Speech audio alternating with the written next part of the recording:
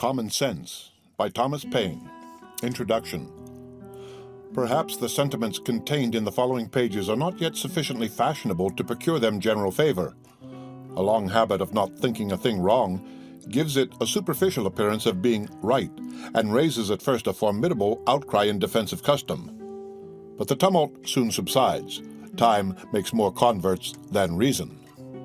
As a long and violent abuse of power is generally the means of calling the right of it in question, and in matters too which never have been thought of had not the sufferers been aggravated into the inquiry, and as the King of England hath undertaken in his own right to support the Parliament in what he calls theirs, and as the good people of this country are grievously oppressed by the combination, they have an undoubted privilege to inquire into the pretensions of both, and equally to reject the usurpations of either.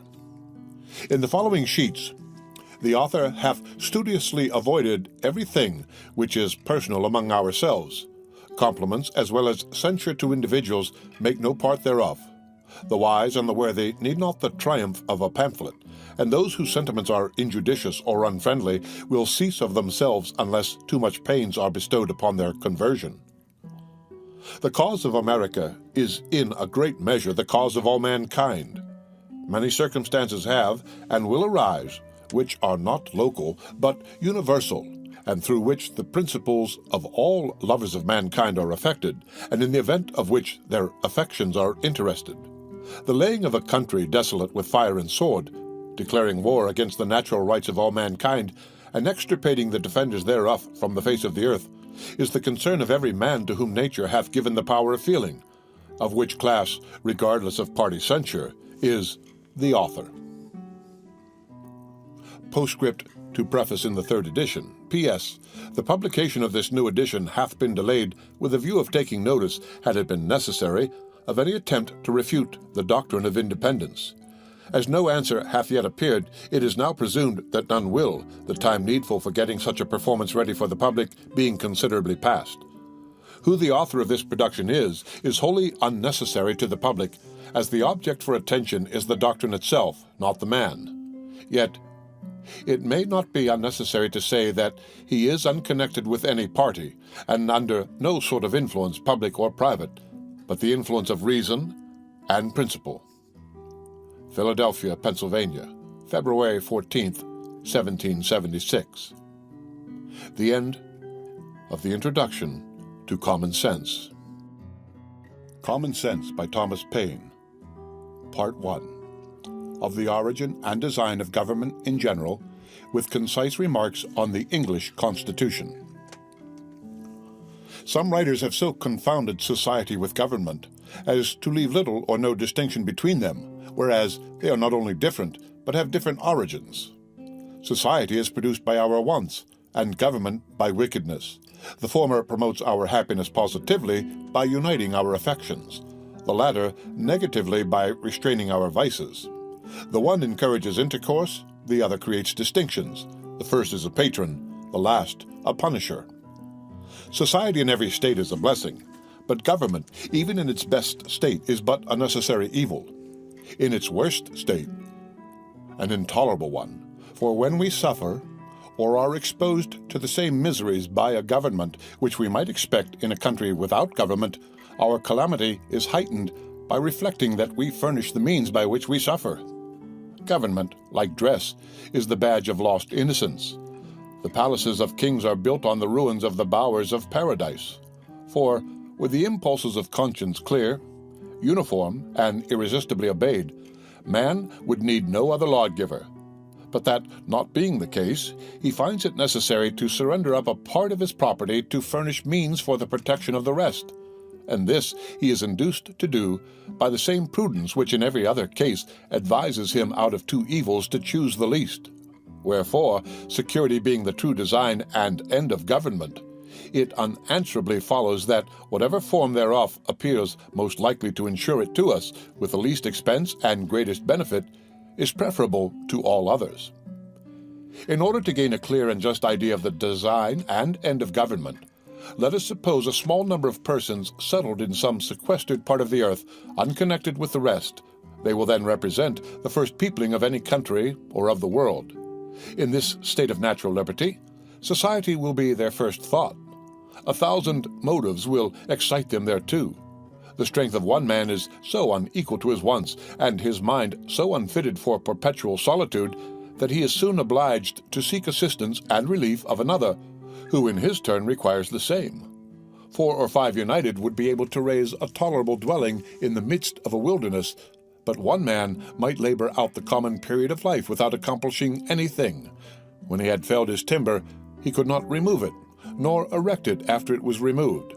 Hunger in the meantime would urge him from his work, and every different want call him a different way.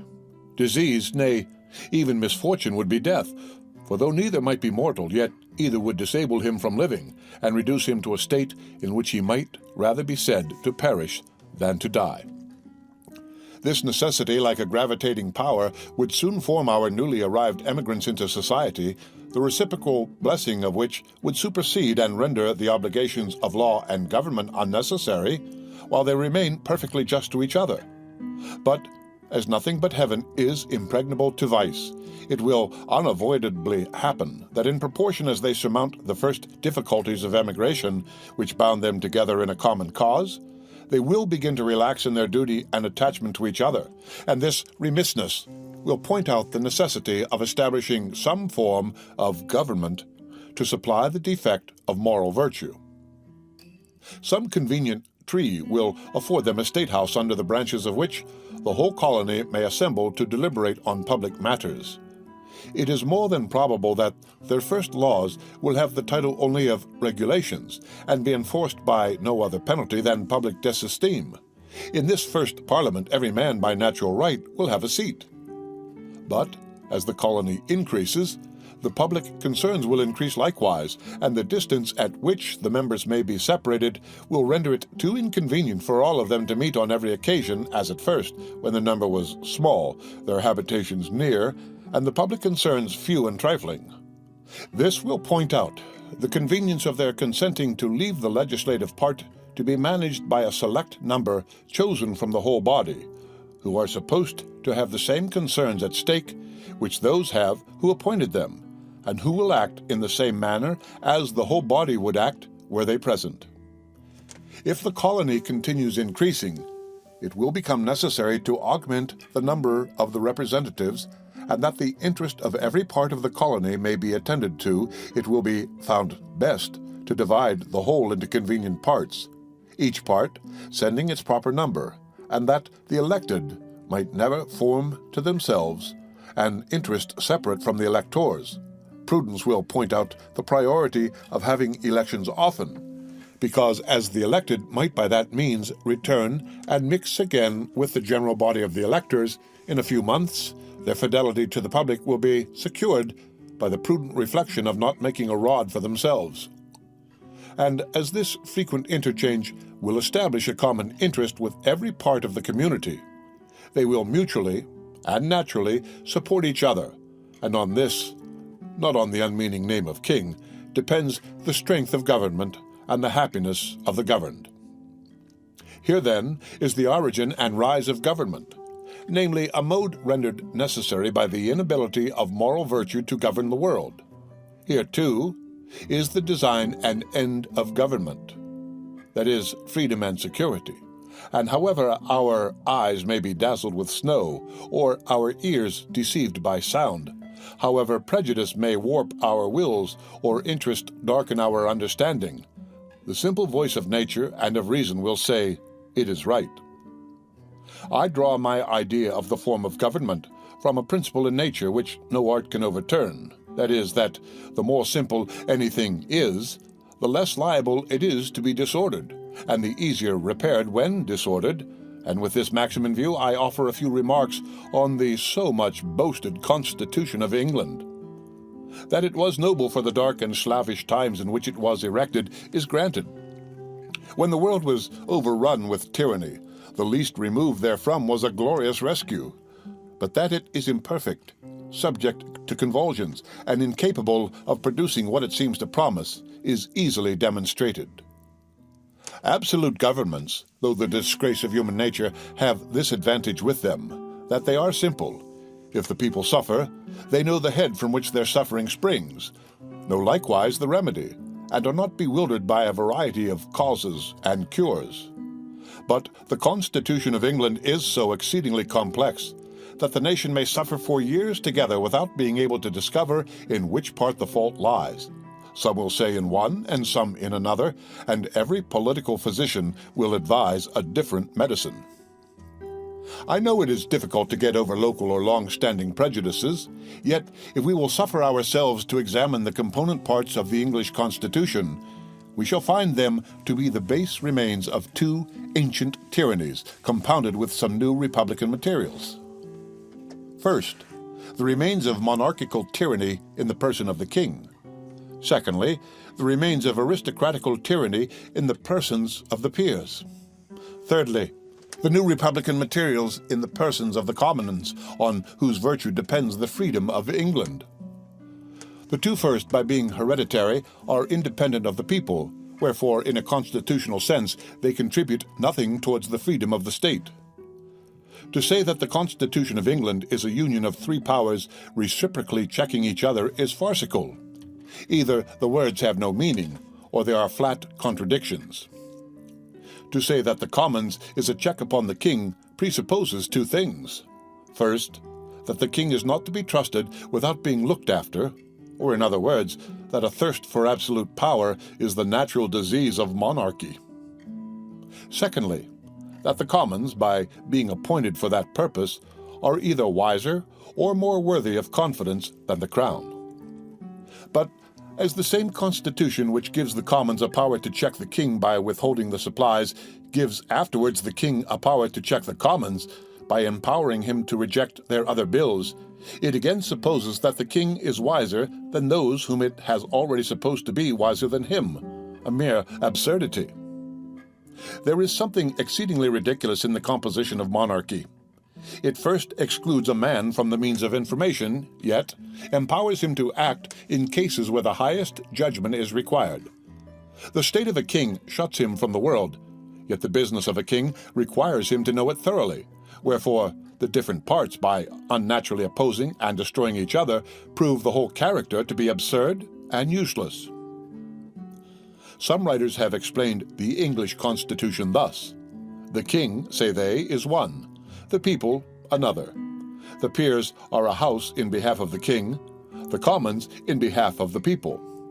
But this hath all the distinctions of a house divided against itself, and though the expressions be pleasantly arranged, yet when examined they appear idle and ambiguous, and it will always happen that the nicest construction that words are capable of, when applied to the description of something which either cannot exist or is too incomprehensible to be within the compass of description, will be words of sound only, and though they may amuse the ear, they cannot inform the mind, for this explanation includes a previous question, that is, how came the king by a power which the people are afraid to trust and always obliged to check? Such a power could not be the gift of a wise people, neither can any power which needs checking be from God, yet the provision which the Constitution makes supposes such a power to exist. But the provision is unequal to the task. The means either cannot or will not accomplish the end, and the whole affair is a felo de se, for as the greater weight will always carry up the less, and as all the wheels of a machine are put in motion by one, it only remains to know which power in the Constitution has the most weight, for that will govern. And though the others, or a part of them, may clog, or, as the phrase is, check the rapidity of its motion, yet so long as they cannot stop it, their endeavors will be ineffectual. The first moving power will at last have its way, and what it wants in speed is supplied by time. That the Crown is this overbearing part in the English Constitution needs not be mentioned, and that it derives its whole consequence merely from being the giver of places and pensions is self-evident. Wherefore, although we have been wise enough to shut and lock a door against absolute monarchy, we at the same time have been foolish enough to put the Crown in possession of the key. The prejudice of Englishmen in favor of their own government by kings, lords, and commons arises as much or more from national pride than reason. Individuals are undoubtedly safer in England than in some other countries, But the will of the king is as much the law of the land in Britain as in France, with this difference, that instead of proceeding directly from his mouth, it is handed to the people under the more formidable shape of an act of Parliament. For the fate of Charles I hath only made kings more subtle, not more just. Wherefore, laying aside all national pride and prejudice in favor of modes and forms, the plain truth is that it is wholly owing to the constitution of the people, and not to the constitution of the government, that the crown is not as oppressive in England as in Turkey. An inquiry into the constitutional errors in the English form of government is at this time highly necessary, for, as we are never in a proper condition of doing justice to others while we continue under the influence of some leading partiality, so neither are we capable of doing it to ourselves while we remain fettered by any obstinate prejudice. And as a man who is attached to a prostitute is unfitted to choose or judge of a wife, so any prepossession in favor of a rotten constitution of government will disable us from discerning a good one. Common Sense by Thomas Paine. Part 2 of Monarchy and Hereditary Succession. Mankind being originally equals in the order of creation, the equality could only be destroyed by some subsequent circumstance. The distinctions of rich and poor may in a great measure be accounted for, and that without having recourse to the harsh, ill-sounding names of oppression and avarice. Oppression is often the consequence, but seldom or never the means of riches, and though avarice will preserve a man from being necessitously poor, it generally makes him too timorous to be wealthy. But there is another and greater distinction for which no truly natural or religious reason can be assigned, and that is the distinction of men into kings and subjects. Male and female are the distinctions of nature, good and bad the distinctions of heaven. But how a race of men came into the world so exalted above the rest and distinguished like some new species is worth inquiring into, and whether they are the means of happiness or of misery to mankind. In the early ages of the world, according to the scripture chronology, there were no kings, the consequence of which was there were no wars. It is the pride of kings which throw mankind into confusion. Holland, without a king, hath enjoyed more peace for this last century than any of the monarchical governments in Europe. Antiquity favors the same remark, for the quiet and rural lives of the first patriarchs hath a happy sounding in them, which vanishes away when we come to the history of Jewish royalty. Government by kings was first introduced into the world by the heathens, from whom the children of Israel copied the custom. It was the most prosperous invention the devil ever set foot, for the promotion of idolatry. The heathens paid divine honors to their deceased kings, and the Christian world hath improved on the plan by doing the same to their living ones. How impious is the title of sacred majesty to a worm who in the midst of his splendor is crumbling into dust. As the exalting one man so greatly above the rest cannot be justified on the equal rights of nature, so neither can it be defended on the authority of Scripture. For the will of the Almighty, as declared by Gideon and the prophet Samuel, expressly disapproves of government by kings. All anti-monarchical parts of Scripture have been very smoothly glossed over in monarchical governments, but they undoubtedly merit the attention of countries which have their governments yet to form. Render unto Caesar the things which are Caesar's is the Scripture doctrine of courts. Yet it is no support of monarchical government, for the Jews at that time were without a king, and in a state of vassalage to the Romans. Nearly 3,000 years passed away from the Mosaic account of the creation, till the Jews, under a national delusion, requested a king.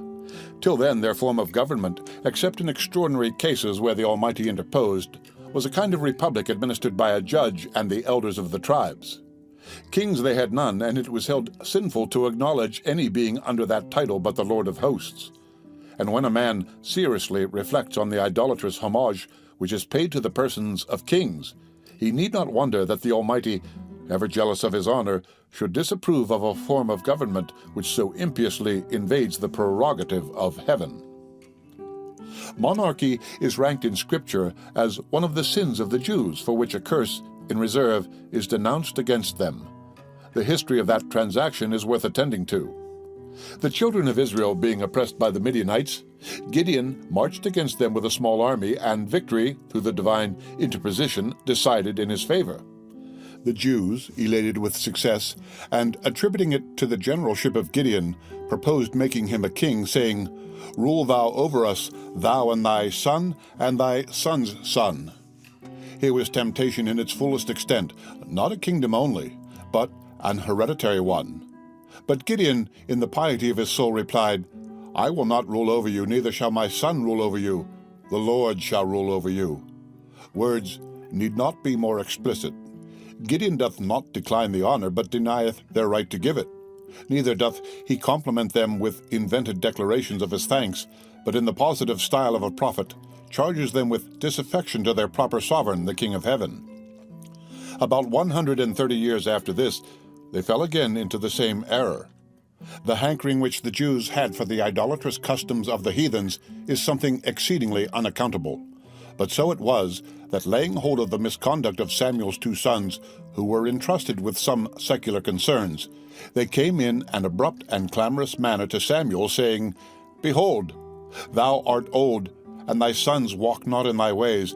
Now make us a king to judge us all like all the other nations."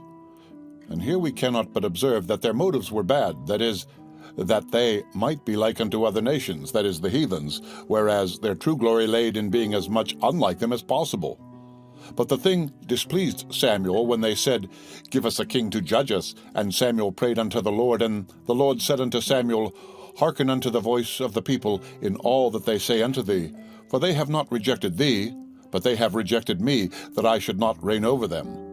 According to all the works which they have done since the day that I brought them up out of Egypt, even unto this day, wherewith they have forsaken me and served other gods, so do they also unto thee. Now therefore hearken unto their voice, howbeit protest solemnly unto them, and shew them the manner of the king that shall reign over them. That is, not of any particular king, but the general manner of the kings of the earth whom Israel was so eagerly copying after." And notwithstanding the great distance of time and difference of manners, the character is still in fashion. "And Samuel told all the words of the Lord unto the people that asked of him a king, and he said, This shall be the manner of the king that shall reign over you. He will take your sons and appoint them for himself, for his chariots, and to be his horsemen, and some shall run before his chariots." This description agrees with the present mode of impressing men. "And he will appoint him captains over thousands, and captains over 50s, and will set them to ear his ground, and to read his harvest, and to make his instruments of war, and instruments of his chariots. And he will take your daughters to be confectionaries, and to be cooks, and to be bakers."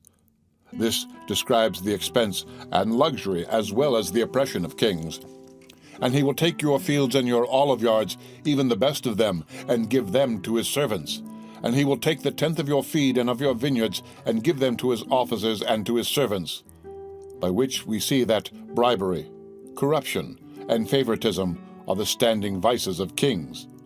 "And he will take the 10th of your men servants, and your maid servants, and your goodliest young men, and your asses, and put them to his work. And he will take the 10th of your sheep, and ye shall be his servants, and ye shall cry out in that day because of your king, which ye shall have chosen, and the Lord will not hear you in that day." This accounts for the continuation of monarchy. Neither do the characters of the few good kings which have lived since either sanctify the title or blot out the sinfulness of the origin. The high encomium given of David takes no notice of him officially as a king, but only as a man after God's own heart. Nevertheless, the people refused to obey the voice of Samuel, and they said, "Nay, but we will have a king over us, that we may be like all the nations, and that our king may judge us, and go out before us and fight our battles." Samuel continued to reason with them, but to no purpose. He set before them their ingratitude, but all would not avail. And seeing them fully bent on their folly, he cried out, "I will call unto the Lord, and he shall send thunder and rain," which then was a punishment, being in the time of wheat harvest, "that ye may perceive and see that your wickedness is great, which ye have done in the sight of the Lord, in asking you a king." So Samuel called unto the Lord, And the Lord sent thunder and rain that day, and all the people greatly feared the Lord and Samuel. And all the people said unto Samuel, Pray for thy servants unto the Lord thy God, that we die not, for we have added unto our sins this evil to ask a king. These portions of Scripture are direct and positive. They admit of no equivocal construction. That the Almighty hath here entered his protest against monarchical government is true, or the Scripture is false, and a man hath good reason to believe that there is as much of kingcraft as priestcraft in withholding the Scripture from the public in popish countries. For monarchy in every instance is the popery of government. To the evil of monarchy we have added that of hereditary succession, and as the first is a degradation and lessening of ourselves, so the second, claimed as a matter of right, is an insult and an imposition on posterity. For all men being originally equals, no one by birth could have a right to set up his own family in perpetual preference to all others forever. And though himself might deserve some decent degree of honors of his contemporaries, yet his descendants might be far too unworthy to inherit them. One of the strongest natural proofs of the folly of hereditary right in kings is that nature disapproves it. Otherwise, she would not so frequently turn it into ridicule by giving mankind an ass for a lion. Secondly, as no man at first could possess any other public honors than were bestowed upon him, so the givers of those honors could have no power to give away the right of posterity. And though they might say, We choose you for our head, they could not without manifest injustice to their children say that your children and your children's children shall reign over ours forever. Because such an unwise, unjust, unnatural compact might perhaps in the next succession put them under the government of a rogue or a fool. Most wise men in their private settlements have ever treated hereditary right with contempt. Yet it is one of those evils which, when once established, is not easily removed. Many submit from fear, others from superstition, and the more powerful part shares with the king the plunder of the rest. This is supposing the present race of kings in the world to have had an honorable origin, whereas it is more than probable that, could we take off the dark covering of antiquity and trace them to their first rise, that we should find the rest of them nothing better than the principal ruffian of some restless gang, whose savage manners or preeminence in subtlety obtained him the title of chief among plunderers, and who by increasing in power and extending his depredations overawed the quiet and defenseless, to purchase their safety by frequent contributions. Yet his electors could have no idea of giving hereditary right to his descendants, because such a perpetual exclusion of themselves was incompatible with the free and unrestrained principles they professed to live by. Wherefore, hereditary succession in the early ages of monarchy could not take place as a matter of claim, but as something casual or complemental. But as few or no records were extant in those days, and traditionary history stuffed with fables, it was very easy after the lapse of a few generations to trump up some superstitious tale conveniently timed, Mohammed-like, to cram hereditary right down the throats of the vulgar. Perhaps the disorders which threatened, or seemed to threaten, on the decease of a leader, and the choice of a new one, for elections among ruffians could not be very orderly, induced many at first to favor hereditary pretensions, by which means it happened, as it hath happened since, that what at first was submitted to as a convenience was afterwards claimed as a right. England, since the conquest, hath known some few good monarchs, but groaned beneath a much larger number of bad ones. Yet no man in his senses can say that their claim under William the Conqueror is a very honorable one.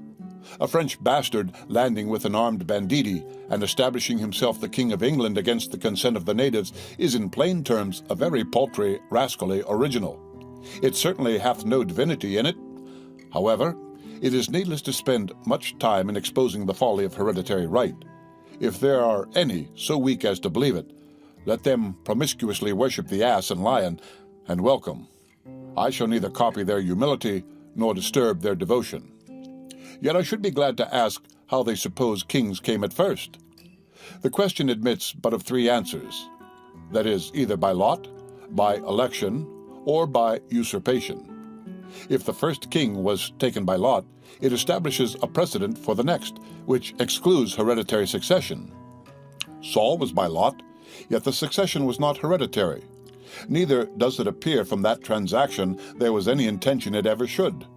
If the first king of any country was by election, that likewise establishes a precedent for the next.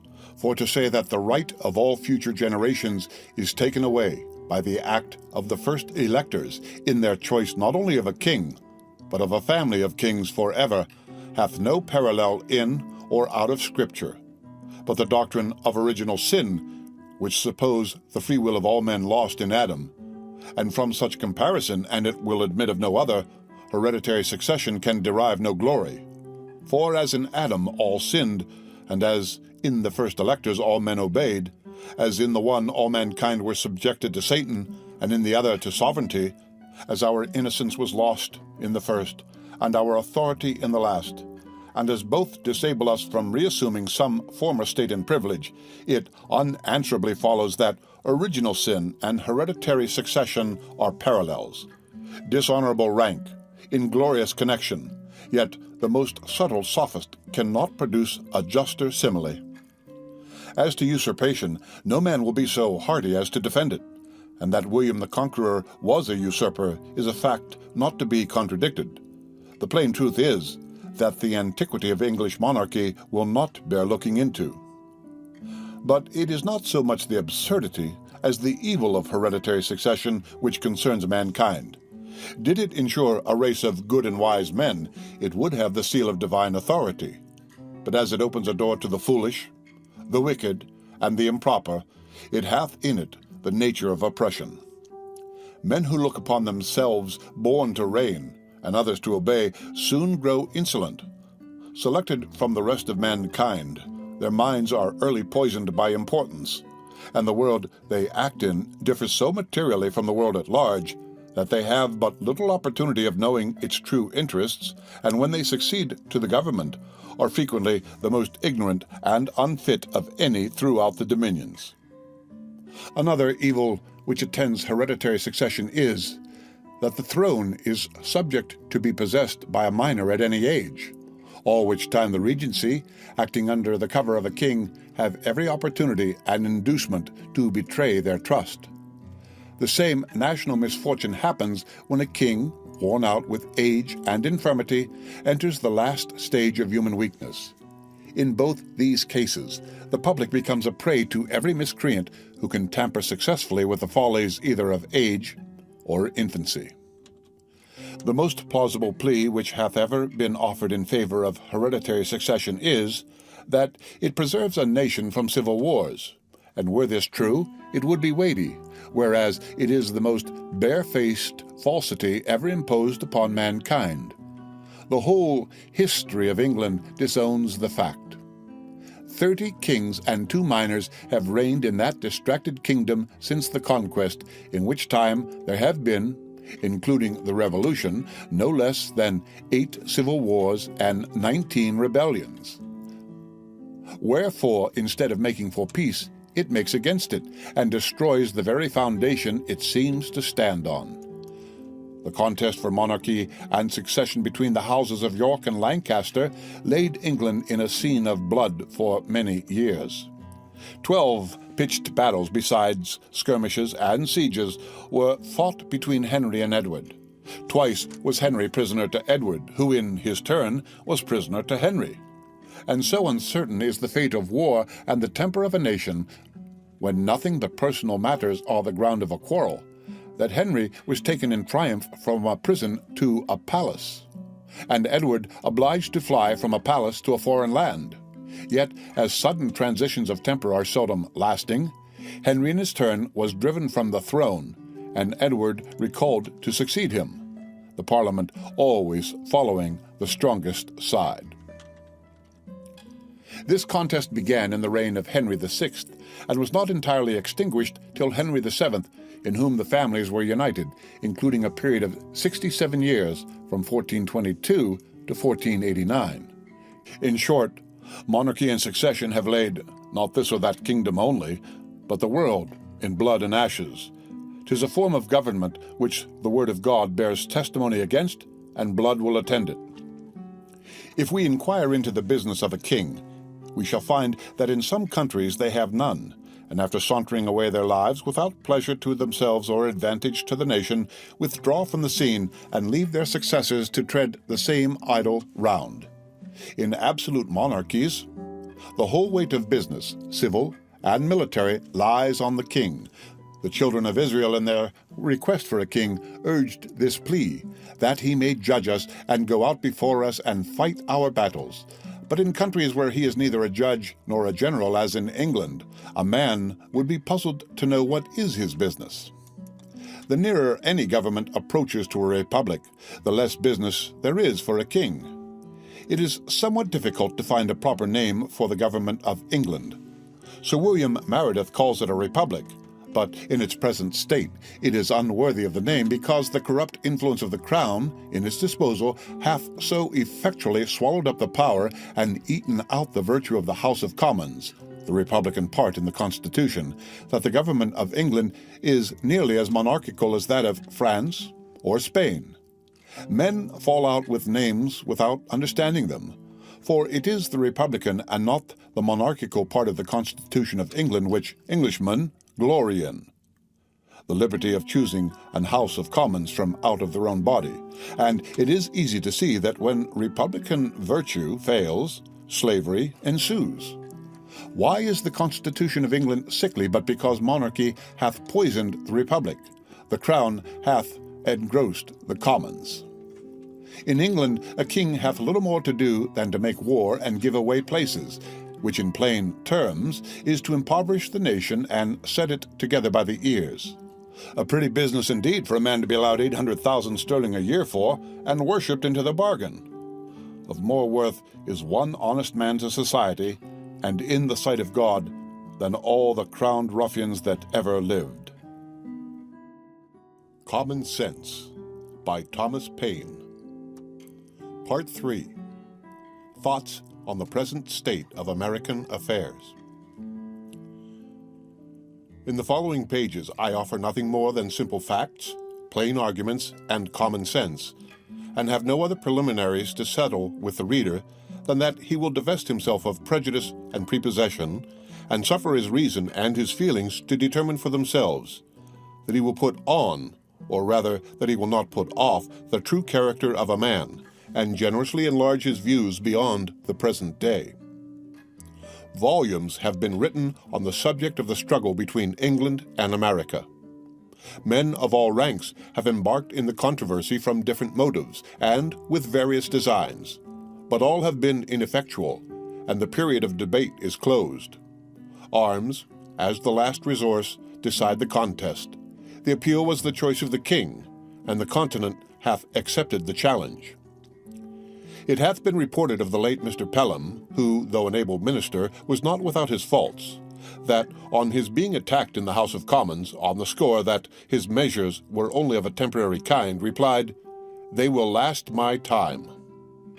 Should a thought so fatal and unmanly possess the colonies in the present contest, the name of ancestors will be remembered by future generations with detestation. The sun never shined on a cause of greater worth. 'Tis not the affair of a city, a country, a province, or a kingdom, but of a continent, of at least 1/8 part of the habitable globe. 'Tis not the concern of a day, a year, or an age. Posterity are virtually involved in the contest, and will be more or less affected, even to the end of time, by the proceedings now. Now is the seed time of continental union, faith, and honor. The least fracture now will be like a name engraved with the point of a pin on the tender rind of a young oak. The wound will enlarge with the tree, and posterity read it in full-grown characters. By referring the matter from arguments to arms, a new era for politics is struck. A new method of thinking hath arisen. All plans, proposals, etc., prior to the 19th of April, that is, to the commencement of hostilities, are like the almanacs of the last year, which, though proper then, are superseded and useless now. Whatever was advanced by the advocates on either side of the question then terminated in one and the same point, that is, a union with Great Britain. The only difference between the parties was the method of effecting it, the one proposing force, the other friendship. But it hath so far happened that the first hath failed, and the second hath withdrawn her influence. As much hath been said of the advantages of reconciliation, which, like an agreeable dream, hath passed away and left us as we were, it is but right that we should examine the contrary side of the argument, and inquire into some of the many material injuries which these colonies sustain, and always will sustain, by being connected with and dependent on Great Britain.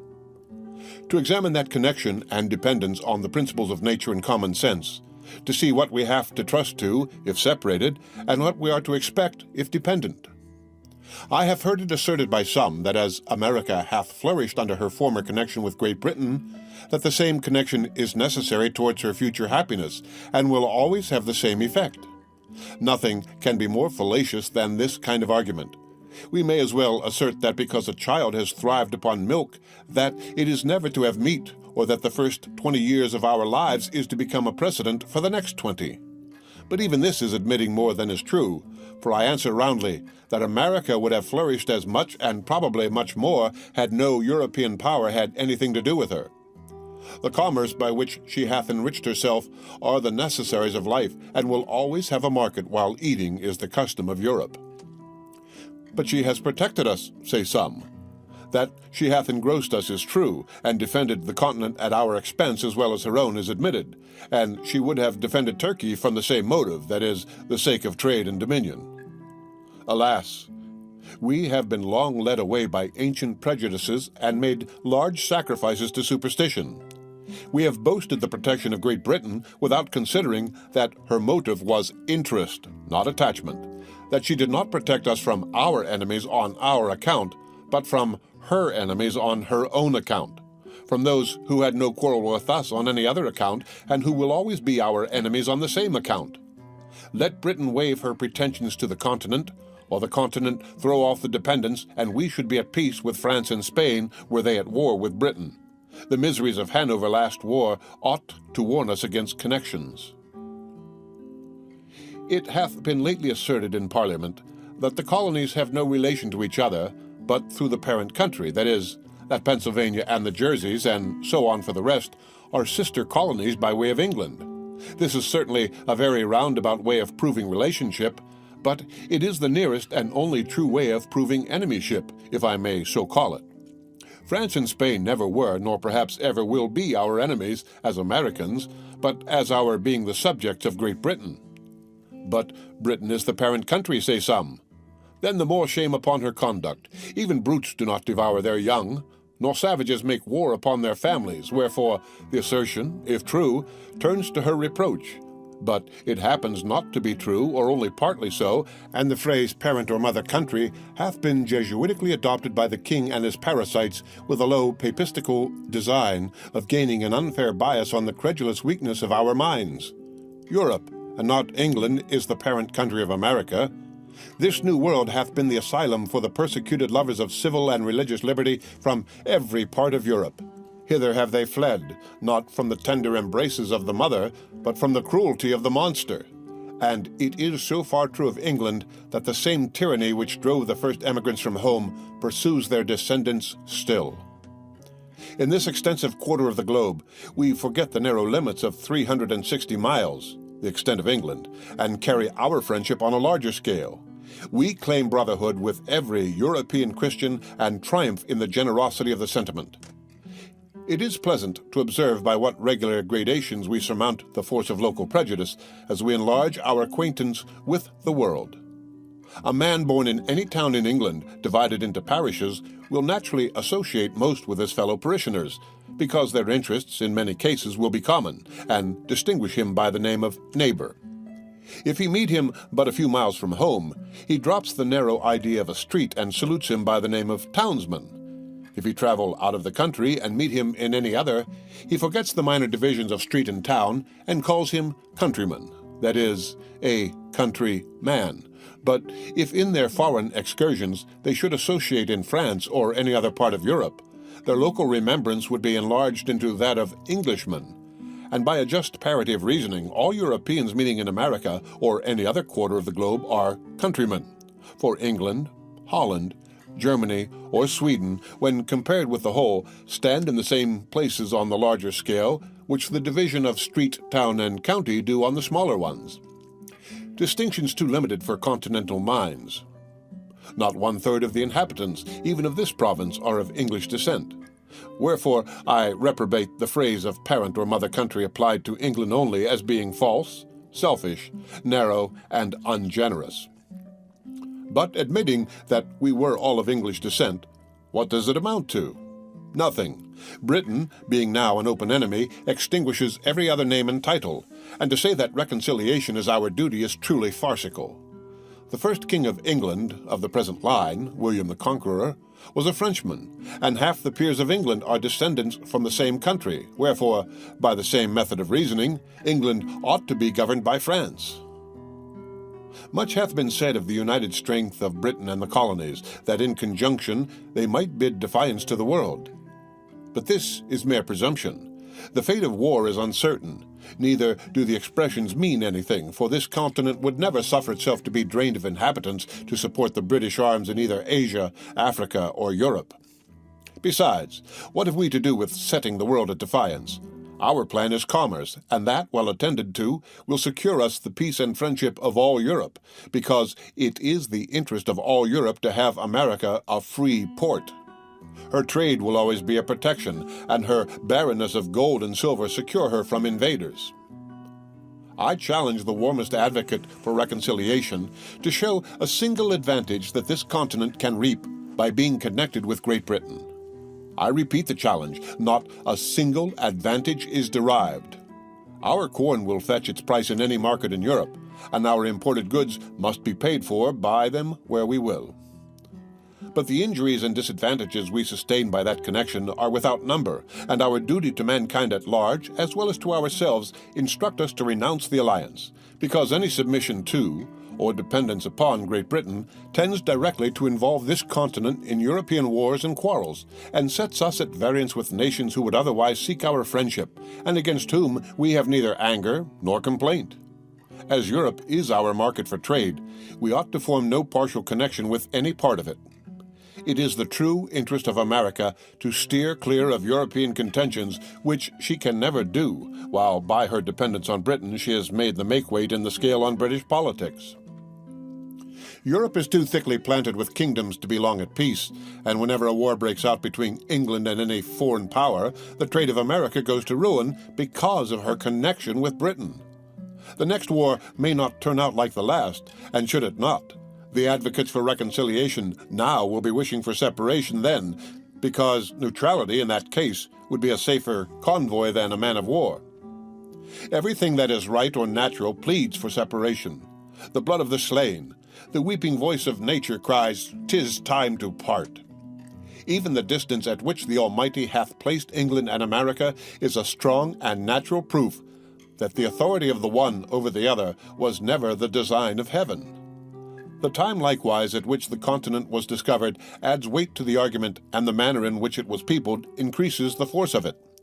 The Reformation was preceded by the discovery of America, as if the Almighty graciously meant to open a sanctuary to the persecuted in future years, when home should afford neither friendship nor safety. The authority of Great Britain over this continent is a form of government which sooner or later must have an end, and a serious mind can draw no true pleasure by looking forward under the painful and positive conviction that what he calls the present Constitution is merely temporary. As parents, we can have no joy knowing that this government is not sufficiently lasting to ensure anything which we may bequeath to posterity. And by a plain method of argument, as we are running the next generation into debt, we ought to do the work of it. Otherwise, we use them meanly and pitifully.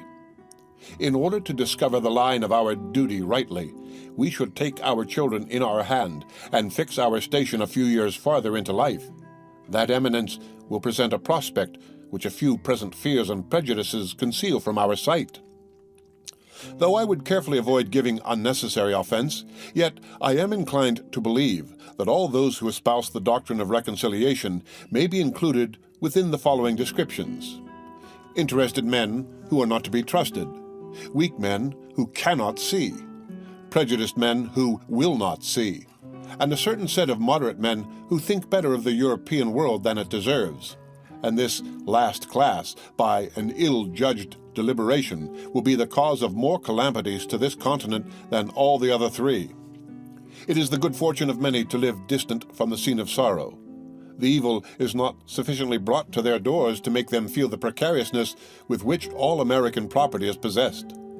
But let our imaginations transport us for a few minutes to Boston. That seat of wretchedness will teach us wisdom and instruct us forever to renounce a power in whom we can have no trust. The inhabitants of that unfortunate city, who but a few months ago were in ease and affluence, have now no other alternative than to stay and starve or turn out to beg. Endangered by the fire of their friends if they continue within the city, and plundered by the soldiery if they leave it. In their present condition, they are prisoners without the hope of redemption, and in a general attack for their relief, they would be exposed to the fury of both armies. Men of passive tempers look somewhat lightly over the offenses of Britain, and, still hoping for the best, are apt to call out, "Come, come, we shall be friends again for all this." But examine the passions and feelings of mankind, bring the doctrine of reconciliation to the touchstone of nature, and then tell me whether you can hereafter love, honor, and faithfully serve the power that hath carried fire and sword into your land. If you cannot do all these, then are you only deceiving yourselves, and by your delay bringing ruin upon posterity. Your future connection with Britain, whom you can neither love nor honor, will be forced and unnatural, and being formed only on the plan of present convenience, will in a little time fall into a relapse more wretched than the first. But if you say you can still pass the violations over, then I ask, hath your house been burnt? Hath your property been destroyed before your face? Are your wife and children destitute of a bed to lie on or bread to live on? Have you lost a parent or a child by their hands, and yourself the ruined and wretched survivor? If you have not, then are you not a judge of those who have? But if you have, and still can shake hands with the murderers, then you are unworthy of the name of husband, father, friend, or lover, and whatever may be your rank or title in life, you have the heart of a coward and the spirit of a sycophant. This is not inflaming or exaggerating matters, but trying them by those feelings and affections which nature justifies, and without which we should be incapable of discharging the social duties of life or enjoying the felicities of it. I mean not to exhibit horror for the purpose of provoking revenge, but to awaken us from fatal and unmanly slumbers, that we may pursue determinately some fixed object. It is not in the power of Britain or of Europe to conquer America, if she do not conquer herself by delay and timidity. The present winter is worth an age if rightly employed, but if lost or neglected, the whole continent will partake of the misfortune, and there is no punishment which that man will not deserve, be he who, or what, or where he will, that may be the means of sacrificing a season so precious and useful. It is repugnant to reason, to the universal order of things, to all examples from former ages, to suppose that this continent can longer remain subject to any external power. The most sanguine in Britain does not think so. The utmost stretch of human wisdom cannot, at this time, compass a plan short of separation which can promise the continent even a year's security. Reconciliation is now a fallacious dream. Nature hath deserted the connection, and art cannot supply her place. For as Milton wisely expresses, never can true reconcilement grow where wounds of deadly hate have pierced so deep. Every quiet method for peace hath been ineffectual. Our prayers have been rejected with disdain, and only tended to convince us that nothing flatters vanity or confirms obstinacy in kings more than repeated petitioning, and noting hath contributed more than that very measure to make the kings of Europe absolute. Witness Denmark and Sweden. Wherefore, since nothing but blows will do for God's sake, let us come to a final separation, and not leave the next generation to be cutting throats under the violated, unmeaning names of parent and child. To say they will never attempt it again is idle and visionary. We thought so at the repeal of the Stamp Act, yet a year or two undeceived us. As well may we suppose that nations which have been once defeated will never renew the quarrel. As to government matters, it is not in the power of Britain to do this continent justice. The business of it will soon be too weighty and intricate to be managed with any tolerable degree of convenience by a power so distant from us and so very ignorant of us. For if they cannot conquer us, they cannot govern us. To be always running 3,000 or 4,000 miles with a tale or a petition, waiting 4 or 5 months for an answer, which, when obtained, requires 5 or 6 more to explain it in, will in a few years be looked upon as folly and childishness. There was a time when it was proper, and there is a proper time for it to cease. Small islands not capable of protecting themselves are the proper objects for kingdoms to take under their care. But there is something very absurd in supposing a continent to be perpetually governed by an island.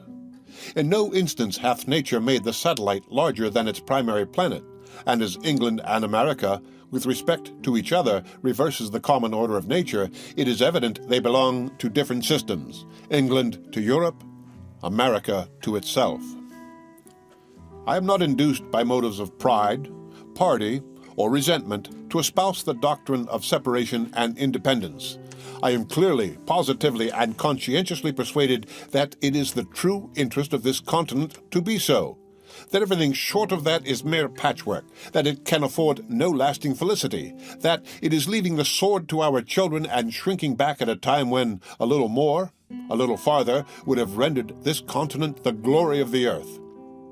As Britain hath not manifested the least inclination towards a compromise, we may be assured that no terms can be obtained worthy the acceptance of the continent, or any ways equal to the expense of blood and treasure we have been already put to.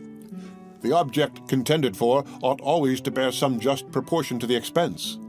The removal of North, or the whole detestable junta, is a matter unworthy the millions we have expended. A temporary stoppage of trade was an inconvenience which would have sufficiently balanced the repeal of all the acts complained of, had such repeals been obtained. But if the whole continent must take up arms, if every man must be a soldier, it is scarcely worth our while to fight against a contemptible ministry only. Dearly, dearly do we pay for the repeal of the acts, if that is all we fight for in a just estimation, it is as great a folly to pay a Bunker Hill price for law as for land. As I have always considered the independency of this continent as an event which sooner or later must arrive, so from the late rapid progress of the continent to maturity, the event could not be far off.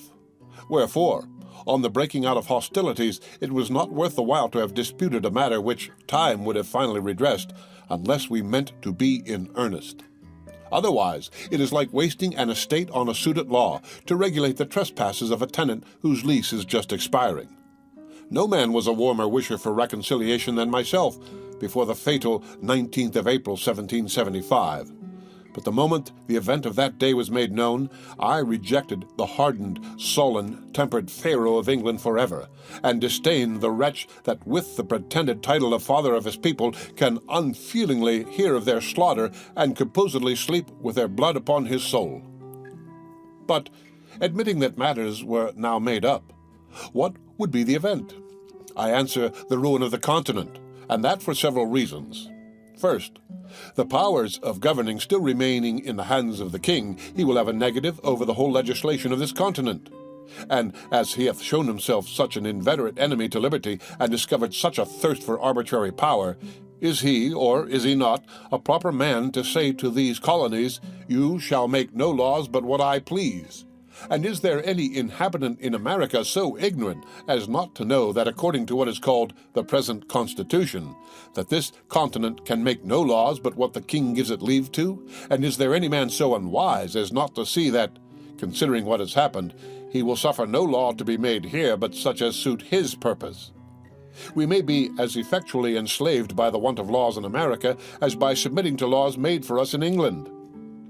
After matters are made up, as it is called, can there be any doubt but the whole power of the crown will be exerted to keep this continent as low and humble as possible? Instead of going forward, we shall go backward, or be perpetually quarreling or ridiculously petitioning. We are already greater than the king wishes us to be, and will he not hereafter endeavor to make us less? To bring the matter to one point, is the power who is jealous of our prosperity a proper power to govern us?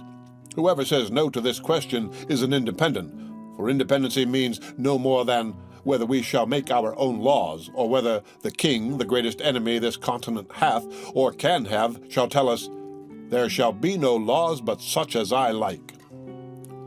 But the king, you will say, has a negative in England. The people there can make no laws without his consent. In point of right and good order, there is something very ridiculous that a youth of 21, which hath often happened, shall say to several millions of people older and wiser than himself, I forbid this or that act of yours to be law. But in this place I decline this sort of reply, though I will never cease to expose the absurdity of it, and only answer that England, being the king's residence, and America not so, make quite another case.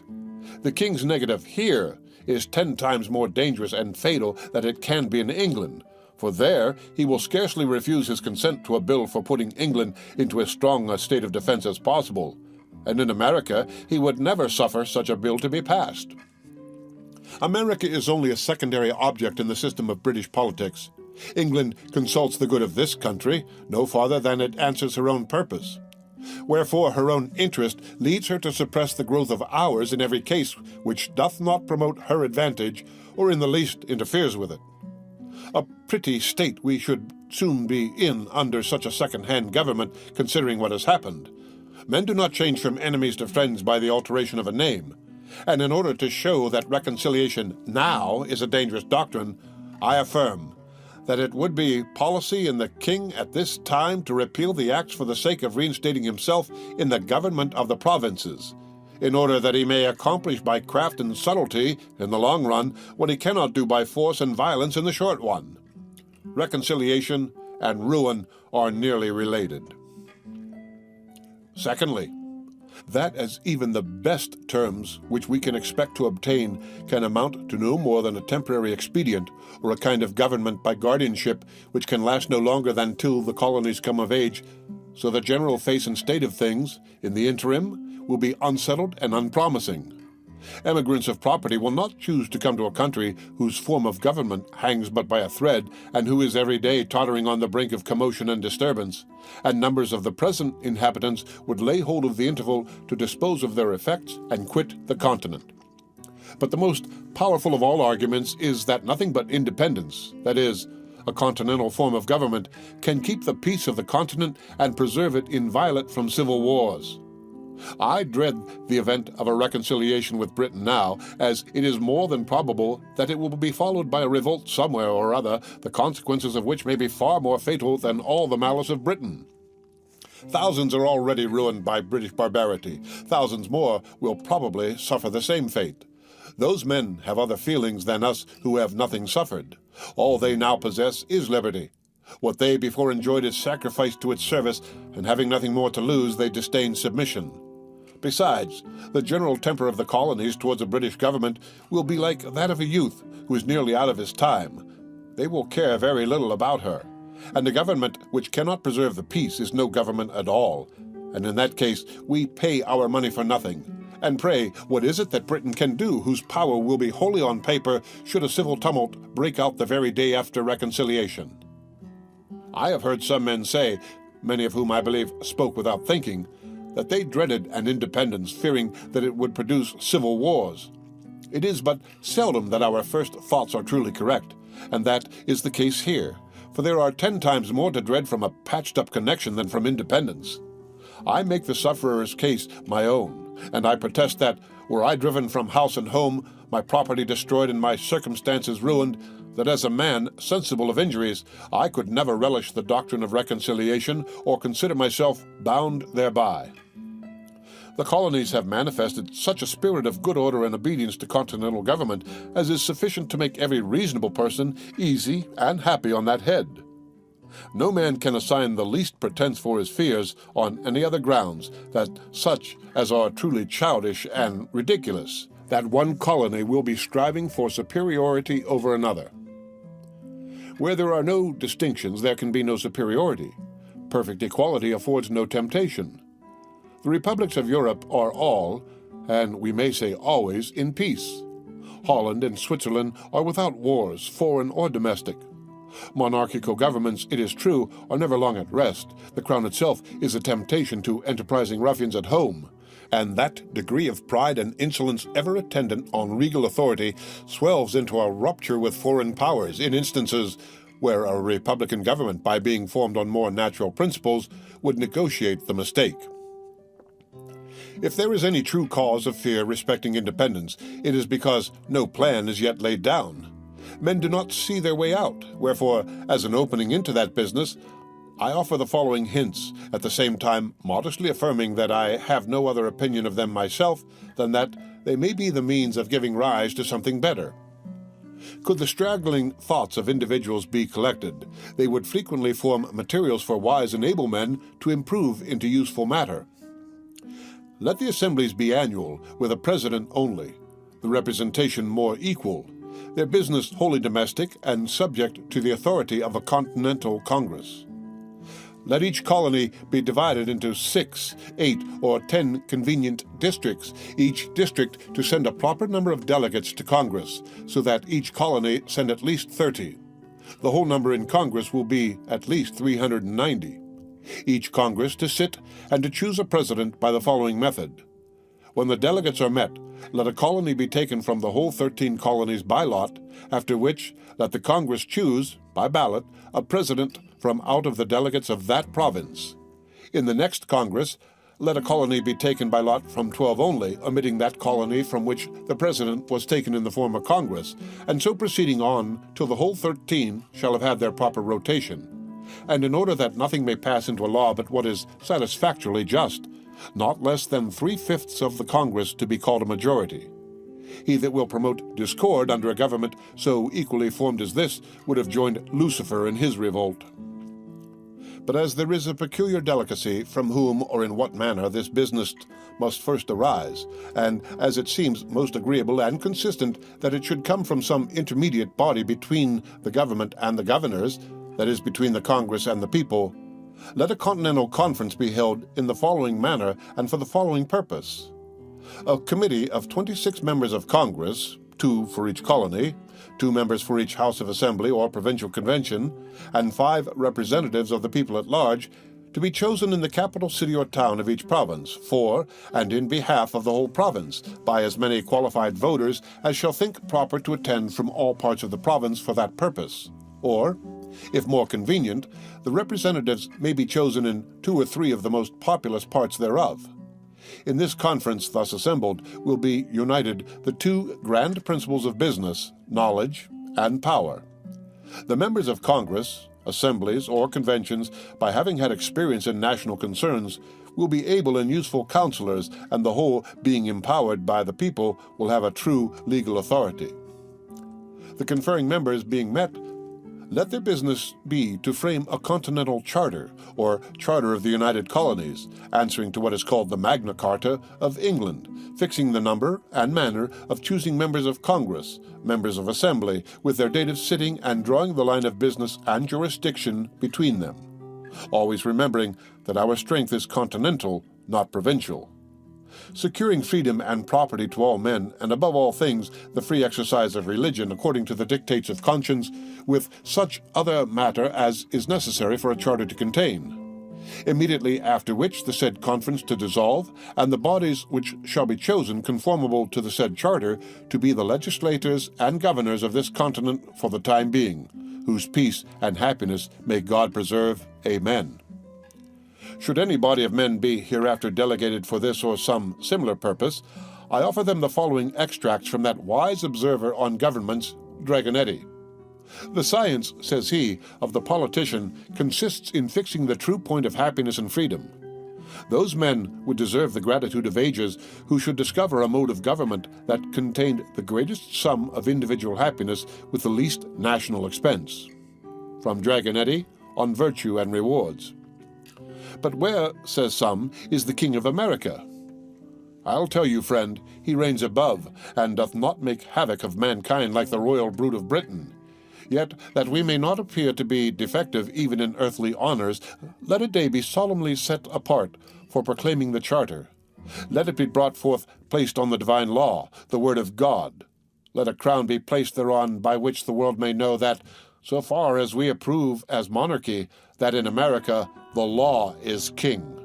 For as in absolute governments the king is law, so in free countries the law ought to be king, and there ought to be no other.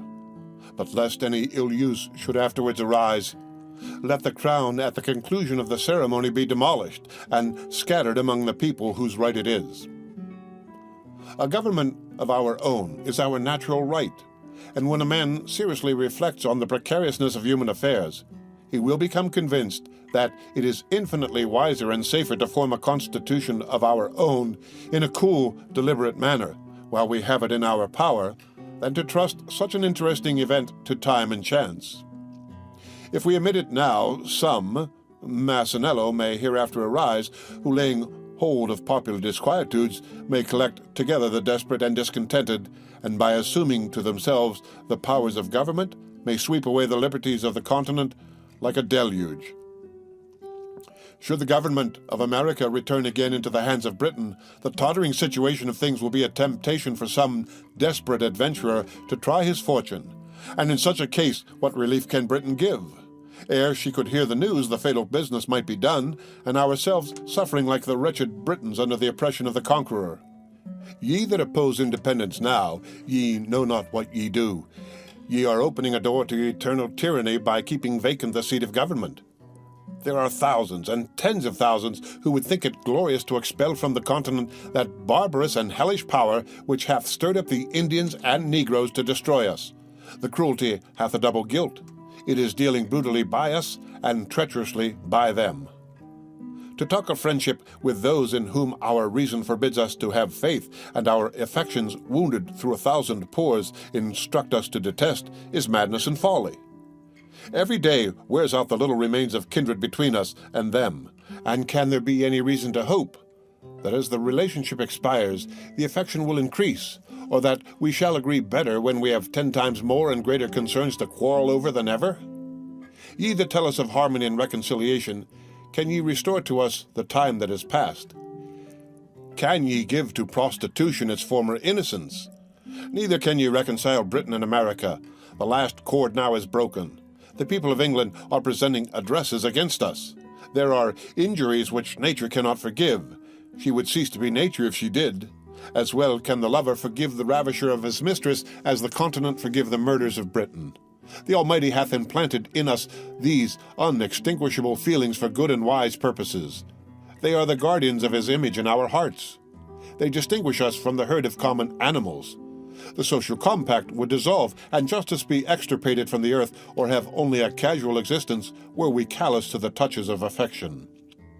The robber and the murderer would often escape unpunished, did not the injuries which our tempers sustain provoke us into justice. O ye that love mankind, ye that dare oppose not only the tyranny but the tyrant, stand forth. Every spot of the old world is overrun with oppression.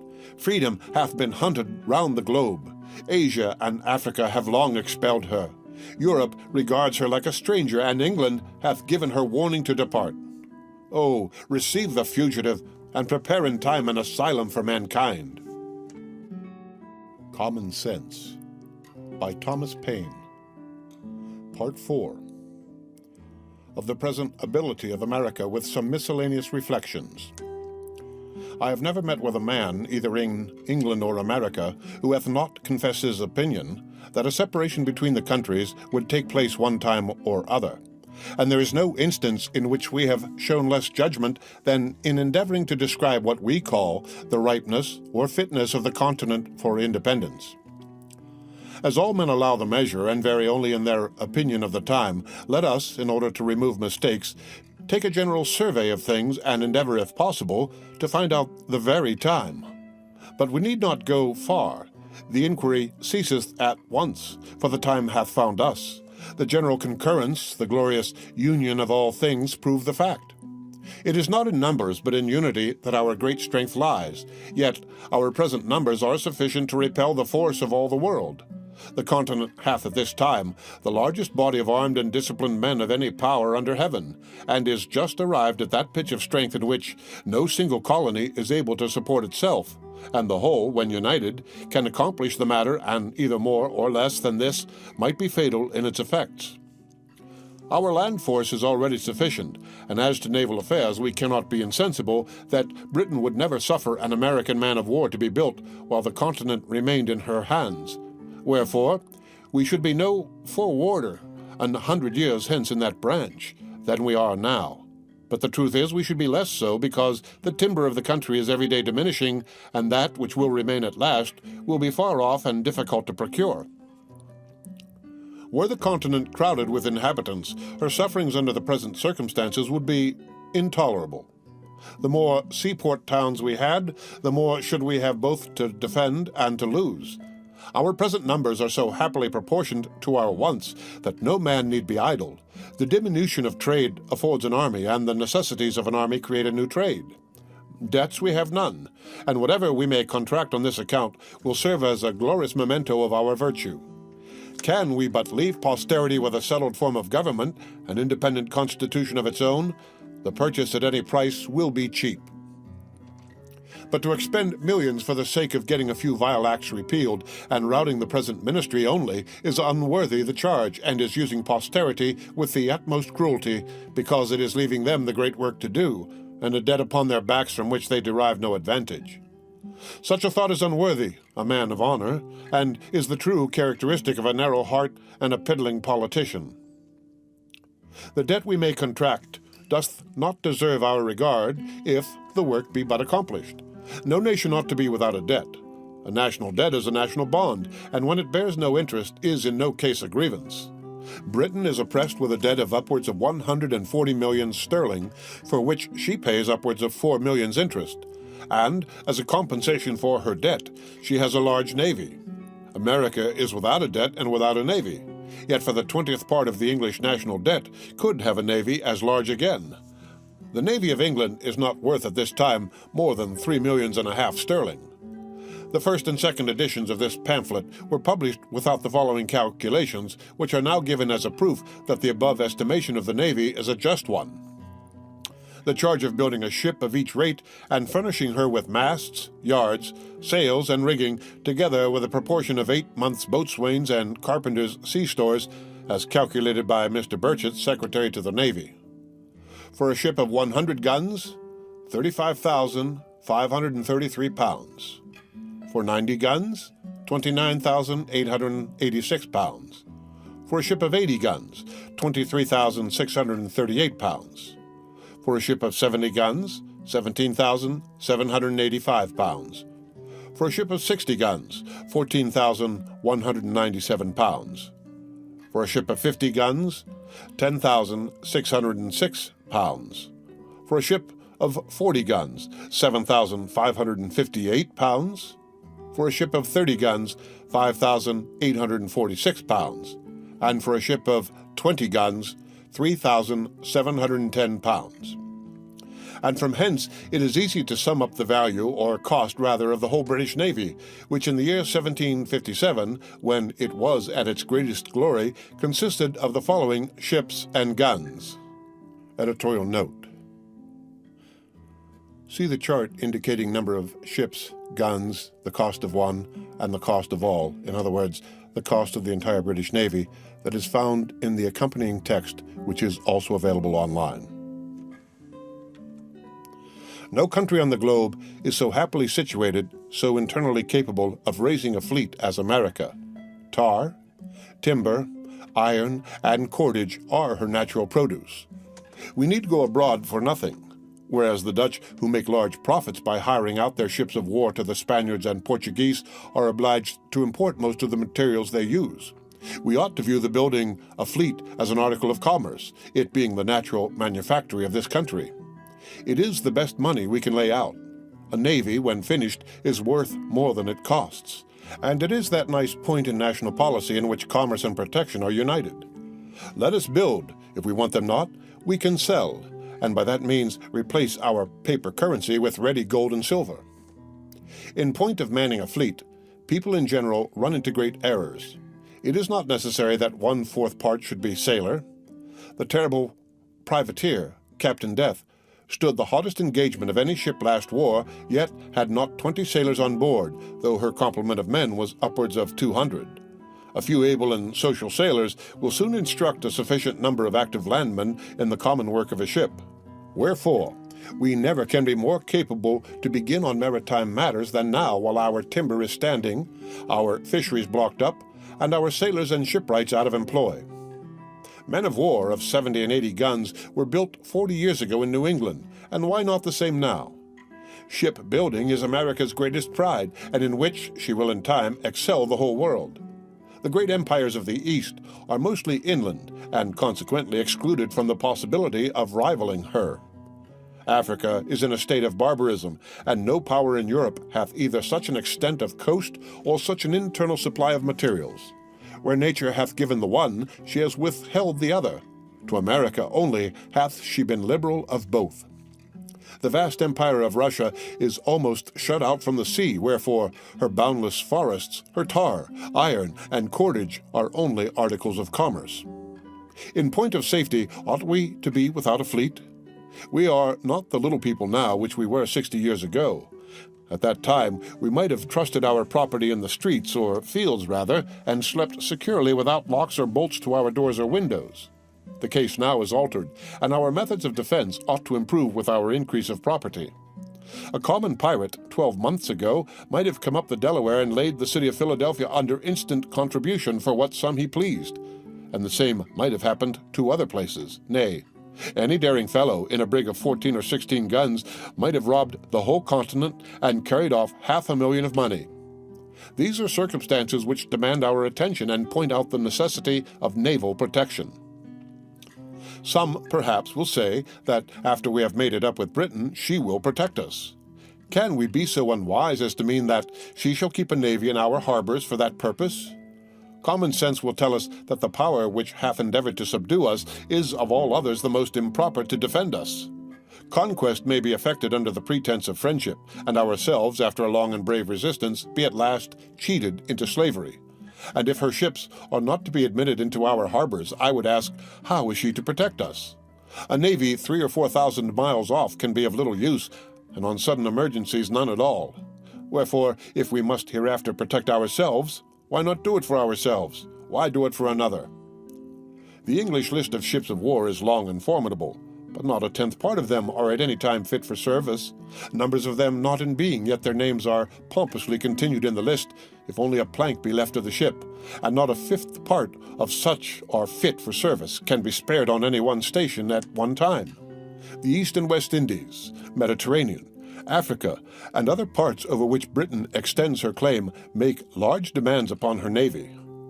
From a mixture of prejudice and inattention, we have contracted a false notion respecting the Navy of England, and have talked as if we should have the whole of it to encounter at once, and for that reason supposed that we must have one as large, which, not being instantly practicable, have been made use of by a set of disguised Tories to discourage our beginning thereon.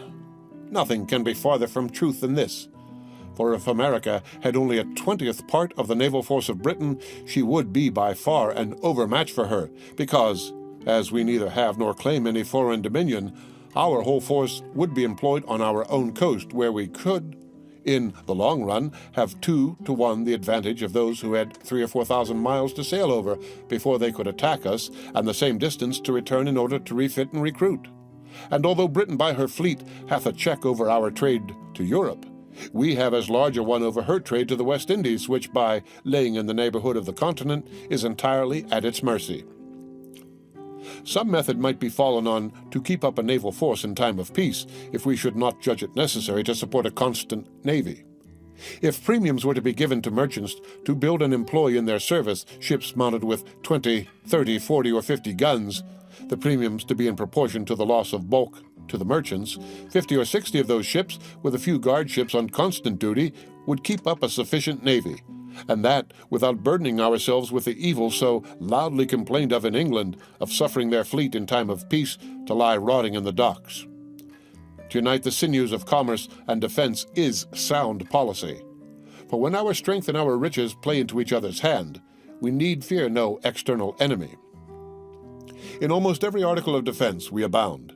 Hemp flourishes even to rankness, so that we need not want cordage. Our iron is superior to that of other countries. Our small arms equal to any in the world. Cannons we can cast at pleasure. Saltpeter and gunpowder we are every day producing. Our knowledge is hourly improving.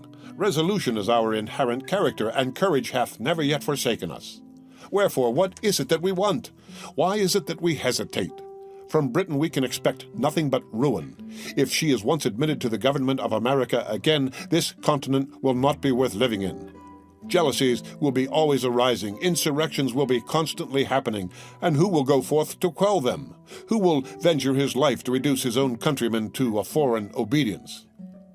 The difference between Pennsylvania and Connecticut respecting some unlocated lands shows the insignificance of a British government, and fully proves that nothing but continental authority can regulate continental matters.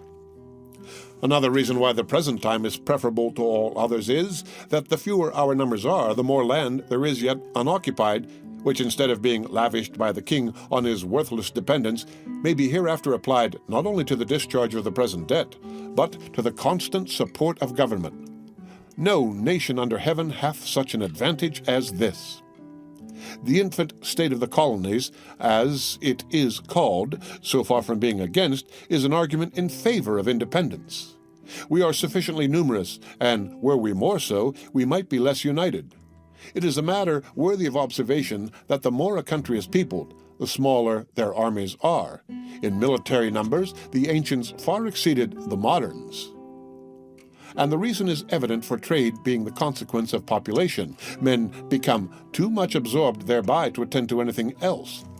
Commerce diminishes the spirit, both of patriotism and military defense, and history sufficiently informs us that the bravest achievements were always accomplished in the non-age of a nation.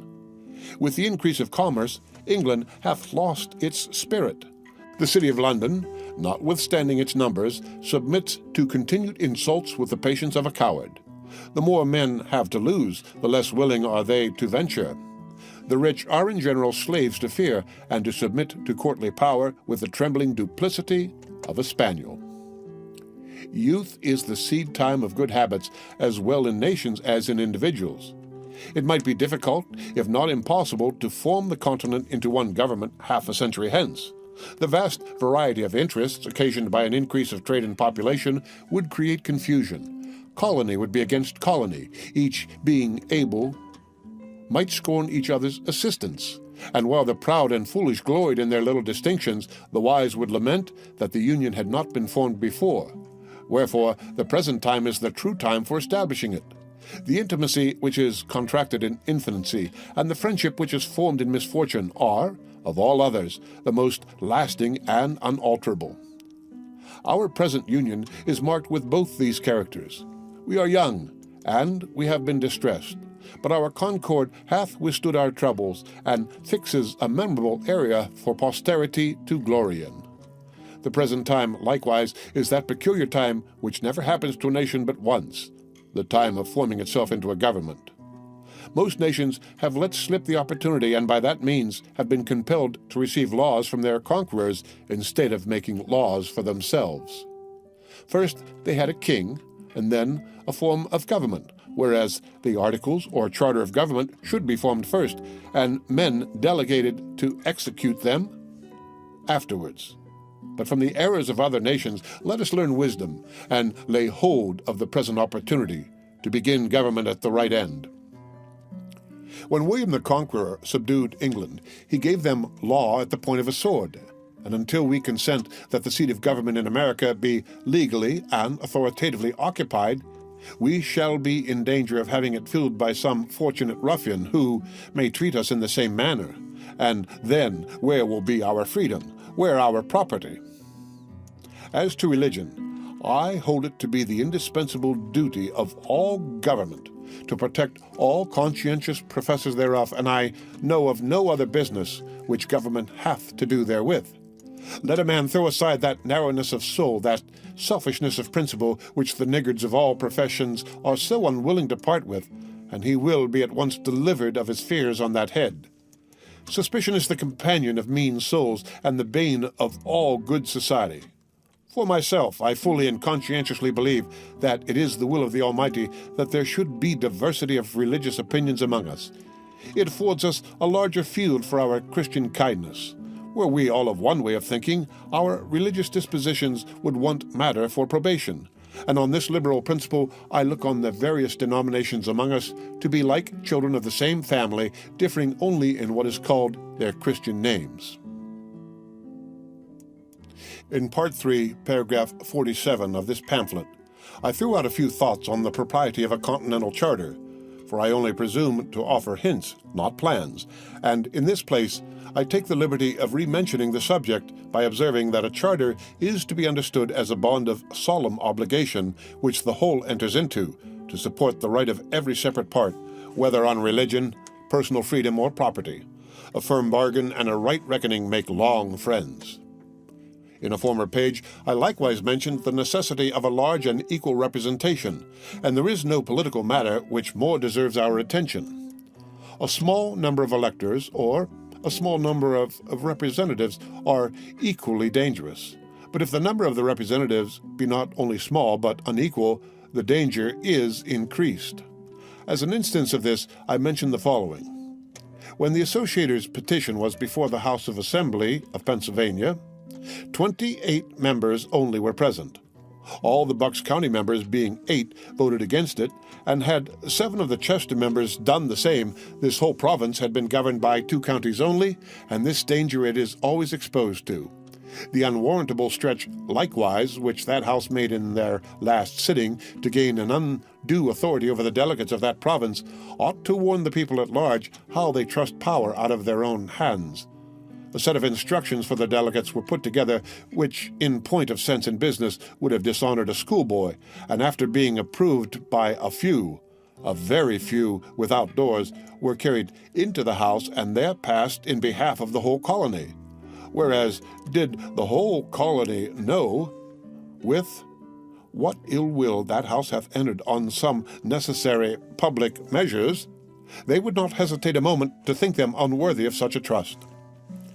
Immediate necessity makes many things convenient which, if continued, would grow into oppressions. Expedience and right are different things. When the calamities of America required a consultation, there was no method so ready, or at that time so proper, as to appoint persons from the several houses of assembly for that purpose, and the wisdom with which they have proceeded hath preserved this continent from ruin. But, as it is more probable that we shall never be without a Congress, every well-wisher to good order must own that the mode for choosing members of that body deserves consideration, and I put it as a question to those who make a study of mankind, whether representation and election is not too great a power for one and the same body of men to possess. When we are planning for posterity, we ought to remember that virtue is not hereditary. It is from our enemies that we often gain excellent maxims, and are frequently surprised into reason by their mistakes. Mr. Cornwall, one of the Lords of the Treasury, treated the petition of the New York Assembly with contempt, because that House, he said, consisted but of 26 members, which trifling number, he argued, could not with decency be put out for the whole. We thank him for his involuntary honesty. To conclude, however strange it may appear to some, or however unwilling they may be to think so, matters not, but many strong and striking reasons may be given to show that nothing can settle our affairs so expeditiously as an open and determined declaration for independence. Some of which are, first, it is the custom of nations, when any two are at war, for some other powers not engaged in the quarrel to step in as mediators and bring about the preliminaries of peace. But while America calls herself the subject of Great Britain, no power, however well disposed she may be, can offer her mediation, wherefore, in our present state, we may quarrel on forever. Secondly, it is unreasonable to suppose that France or Spain will give us any kind of assistance if we mean only to make use of that assistance for the purpose of repairing the breach and strengthening the connection between America and Britain, because those powers would be sufferers by the consequences. Thirdly, while we profess ourselves the subjects of Britain, we must, in the eye of foreign nations, be considered as rebels. The precedent is somewhat dangerous to their peace, For men to be in arms under the name of subjects, we on the spot can solve the paradox, but to unite resistance and subjection requires an idea much too refined for the common understanding. Fourthly, were a manifesto to be published and dispatched to foreign courts, setting forth the miseries we have endured and the peaceable methods we have ineffectually used for redress, declaring at the same time that, not being able any longer to live happily or safely under the cruel disposition of the British court, we had been driven to the necessity of breaking off all connections with her, at the same time assuring all such courts of our peaceable disposition towards them and of our desire of entering into trade with them. Such a memorial would produce more good effects on this continent than if a ship were freighted with petitions to Britain. Under our present denomination of British subjects, we can neither be received nor heard abroad. The custom of all courts is against us, and will be so until, by an independence, we take rank with other nations.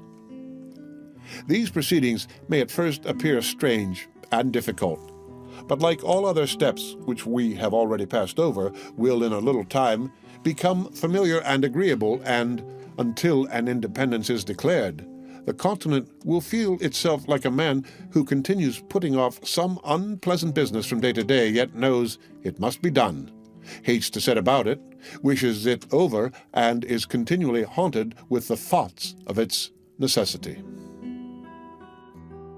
Common Sense by Thomas Paine.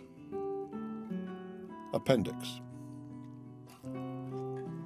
Since the publication of the first edition of this pamphlet, or rather on the same day on which it came out, the King's speech made its appearance in this city. Had the spirit of prophecy directed the birth of this production, it could not have brought it forth at a more seasonable juncture, or a more necessary time. The bloody mindedness of the one shewed the necessity of pursuing the doctrine of the other. Men read by way of revenge, and the speech, instead of terrifying, prepared a way for the manly principles of independence. Ceremony, and even silence from whatever motive they may arise, have a hurtful tendency when they give the least degree of countenance to base and wicked performances. Wherefore, if this maxim be admitted, it naturally follows that the King's speech, as being a piece of finished villainy, deserved, and still deserves, a general execration both by the Congress and the people. Yet, as the domestic tranquillity of a nation depends greatly on the chastity of what may properly be called national manners, it is often better to pass some things over in silent disdain than to make use of such new methods of dislike as might introduce the least innovation on that guardian of our peace and safety. And perhaps it is chiefly owing to this prudent delicacy that the King's speech hath not, before now, suffered a public execution. The speech, if it may be called one, is nothing better than a wilful, audacious libel against the truth, the common good, and the existence of mankind, and is a formal and pompous method of offering up human sacrifices to the pride of tyrants. But this general massacre of mankind is one of the privileges and the certain consequence of kings. For as nature knows them not, they know not her. And although they are beings of our own creating, they know not us, and are become the gods of their creators. The speech hath one good quality, which is, that it is not calculated to deceive. Neither can we, even if we would be deceived by it. Brutality and tyranny appear on the face of it. It leaves us at no loss, and every line convinces, even the moment of reading, that he who hunts the woods for prey, the naked and untutored Indian, is less a savage than the King of Britain. Sir John Dalrymple, the putative father of a whining Jesuitical piece, fallaciously called the Address of the People of England to the Inhabitants of America, hath perhaps from a vain supposition that the people here were to be frightened at the pomp and description of a king given, though very unwisely on his part, the real character of the present one. But, says this writer, if you are inclined to pay compliments to an administration, which we do not complain of, meaning the Marquis of Rockingham's at the repeal of the Stamp Act, it is very unfair in you to withhold them from that prince by whose nod alone they were permitted to do anything. This is Toryism with a witness. Here is idolatry even without a mask, And he who can so calmly hear and digest such doctrine hath forfeited his claim to rationality, an apostate from the order of manhood, and ought to be considered as one who hath not only given up the proper dignity of a man, but sunk himself beneath the rank of animals, and contemptibly crawls through the world like a worm. However, it matters very little now what the King of England either says or does. He hath wickedly broken through every moral and human obligation, trampled nature and conscience beneath his feet, and by a steady and constitutional spirit of insolence and cruelty procured for himself a universal hatred. It is now the interest of America to provide for herself. She hath already a large and young family, whom it is more her duty to take care of than to be granting away her property to support a power who has become a reproach to the names of men and Christians. Ye, whose office it is to watch over the morals of a nation, of whatsoever sect or denomination ye are of, as well as ye, who are more immediately the guardians of the public liberty, if ye wish to preserve your native country uncontaminated by European corruption, ye must in secret wish a separation. But leaving the moral part to private reflection, I shall chiefly confine my farther remarks to the following heads. First, that it is the interest of America to be separated from Britain. Secondly, which is the easiest and most practicable plan, reconciliation or independence, with some occasional remarks. In support of the first, I could, if I judged it proper, produce the opinion of some of the ablest and most experienced men on this continent, and whose sentiments on that head are not yet publicly known. It is in reality a self-evident position, for no nation in a state of foreign dependence, limited in its commerce and cramped and fettered in its legislative powers, can ever arrive at any material eminence. America doth not yet know what opulence is, and although the progress which she hath made stands unparalleled in the history of other nations, it is but childhood compared with what she would be capable of arriving at, had she, as she ought to have, the legislative powers in her own hands. England is at this time proudly coveting what would do her no good were she to accomplish it, and the continent hesitating on a matter which will be her final ruin if neglected. It is the commerce, and not the conquest of America, by which England is to be benefited, and that would in a great measure continue with the countries as independent of each other as France and Spain, because in many articles neither can go to a better market. But it is the independence of this country, of Britain or any other, which is now the main and only object worthy of contention, and which, like all other truths discovered by necessity, will appear clearer and stronger every day. First, because it will come to that one time or another. Secondly, because the longer it is delayed, the harder it will be to accomplish.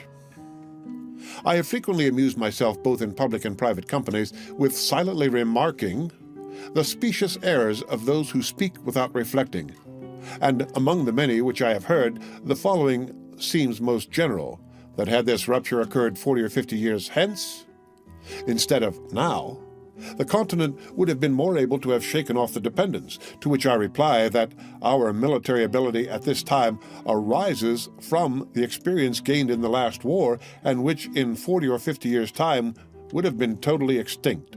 The continent would not by that time have had a general or even a military officer left, and we, or those who may succeed us, would have been as ignorant of martial matters as the ancient Indians. And this single position, closely attended to, will unanswerably prove that the present time is preferable to all others. The argument turns thus at the conclusion of the last war we had experience, but wanted numbers, and 40 or 50 years hence we should have numbers without experience. Wherefore, the proper point of time must be some particular point between the two extremes, in which a sufficiency of the former remains and a proper increase of the latter is obtained. And that point of time is the present time. The reader will pardon this digression, as it does not properly come under the head I first set out with, and to which I again return by the following position. Should affairs be patched up with Britain, and she to remain the governing and sovereign power of America, which, as matters are now circumstanced, is giving up the point entirely, we shall deprive ourselves of the very means of sinking the debt we have or may contract. The value of the back lands, which some of the provinces are clandestinely deprived of by the unjust extension of the limits of Canada, valued only at £5 sterling per 100 acres, amounts to upwards of 25 millions Pennsylvania currency, and the quit rents at 1 penny sterling per acre to 2 millions yearly. It is by the sale of those lands that the debt may be sunk without burthen to any, and the quit rent reserved thereon will always lessen, and in time will wholly support the yearly expense of government. It matters not how long the debt is in paying, so that the lands, when sold, be applied to the discharge of it, and for the execution of which the Congress for the time being will be the Continental trustees. I proceed now to the second head, namely, which is the easiest and most practicable plan, reconciliation or independence, with some occasional remarks. He who takes nature for his guide is not easily beaten out of his argument, and on that ground I answer generally that independence, being a single simple line contained within ourselves, and reconciliation, a matter exceedingly perplexed and complicated, and in which a treacherous, capricious court is to interfere, gives the answer without a doubt. The present state of America is truly alarming to every man who is capable of reflection. Without law, without government, without any other mode of power than what is founded on and granted by courtesy, held together by an unexampled concurrence of sentiment which is nevertheless subject to change, and which every secret enemy is endeavoring to dissolve, our present condition is legislation without law, wisdom without a plan, constitution without a name, and what is strangely astonishing, perfect independence contending for dependence. The instance is without a precedent. The case never existed before, and who can tell what may be the event? The property of no man is secure in the present unbraced system of things. The mind of the multitude is left at random, and seeing no fixed object before them, they pursue such as fancy or opinion starts. Nothing is criminal. There is no such thing as treason, wherefore everyone thinks himself at liberty to act as he pleases. The Tories dared not have assembled offensively had they known that their lives, by that act, were forfeited to the laws of the state. A line of distinction should be drawn between English soldiers taken in battle and inhabitants of America taken in arms. The first are prisoners, but the latter traitors. The one forfeits his liberty, the other his head. Notwithstanding our wisdom, there is a visible feebleness in some of our proceedings which gives encouragement to dissensions.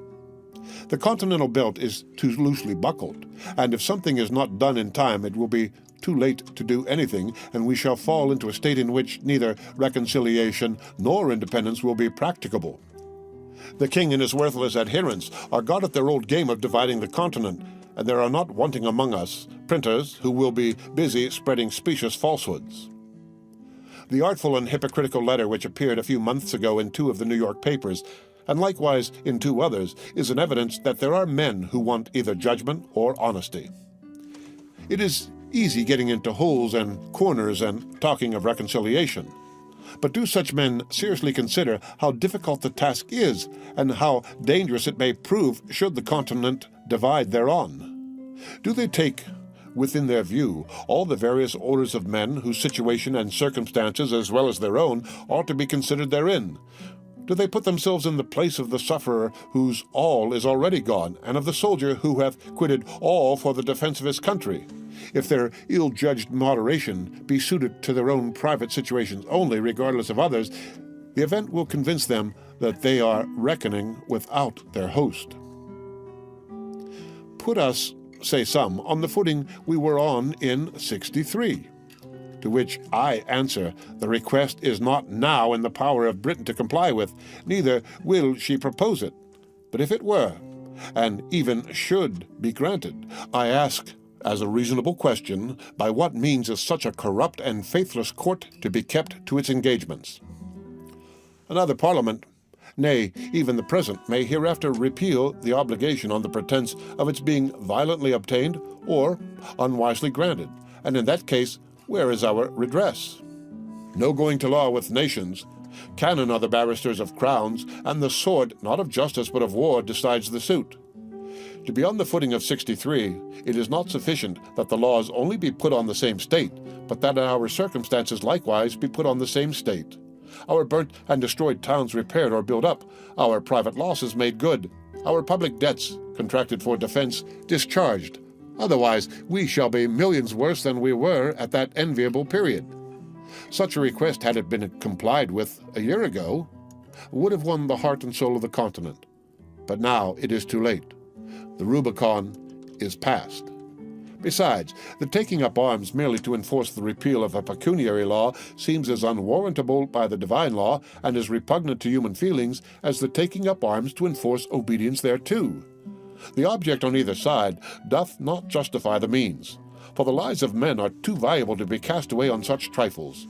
It is the violence which is done and threatened to our persons, the destruction of our property by an armed force, the invasion of our country by fire and sword which conscientiously qualifies the use of arms, and the instant in which such a mode of defense became necessary, all subjection to Britain ought to have ceased, and the independency of America should have been considered as dating its era from and published by the first musket that was fired against her.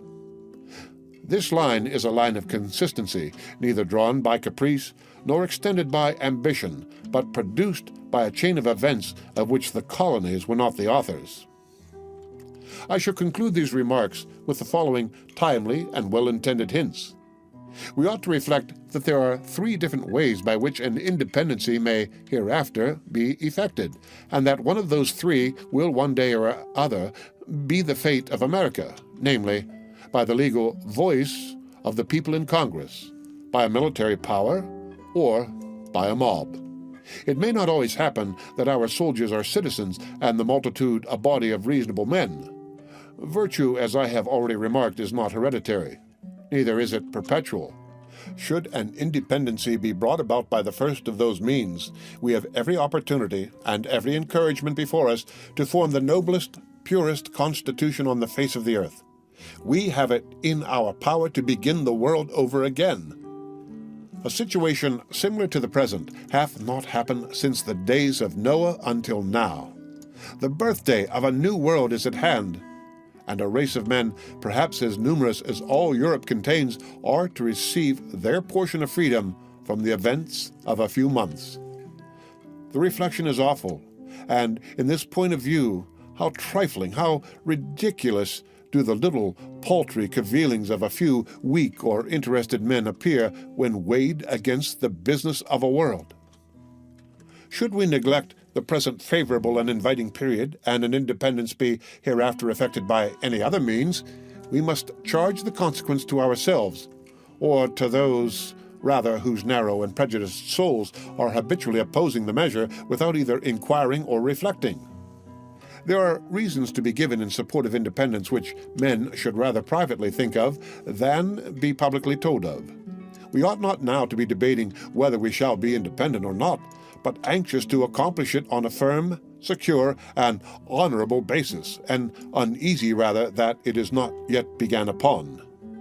Every day convinces us of its necessity. Even the Tories, if such beings yet remain among us, should of all men be the most solicitous to promote it. For as the appointment of committees at first protected them from popular rage, so a wise and well-established form of government will be the only certain means of continuing it securely to them. Wherefore, if they have not virtue enough to be Whigs, they ought to have prudence enough to wish for independence. In short, independence is the only bond that can tie and keep us together. We shall then see our object, and our ears will legally shut against the schemes of an intriguing as well as a cruel enemy. We shall then, too, be on a proper footing to treat with Britain, for there is reason to conclude that the pride of that court will be less hurt by treating with the American states for terms of peace than with those whom she denominates rebellious subjects for terms of accommodation. It is our delaying it that encourages her to hope for conquest, and our backwardness tends only to prolong the war. As we have, without any good effect therefrom, withheld our trade to obtain a redress of our grievances, let us now try the alternative by independently redressing them ourselves, and then offering to open the trade. The mercantile and reasonable part in England will be still with us, because peace with trade is preferable to war without it, and if this offer be not accepted, other courts may be applied to.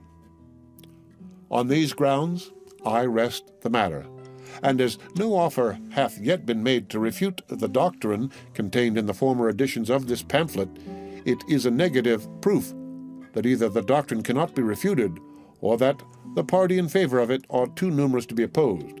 Wherefore, instead of gazing at each other with suspicious or doubtful curiosity, let each of us hold out to his neighbor the hearty hand of friendship, and unite in drawing a line which, like an act of oblivion, shall bury in forgetfulness every former dissension. Let the names of Whig and Tory be extinct, and let none other be heard among us than those of a good citizen, an open and resolute friend, and a virtuous supporter of the rights of mankind and of the free and independent states of America. The end of the Appendix to Common Sense by Thomas Paine.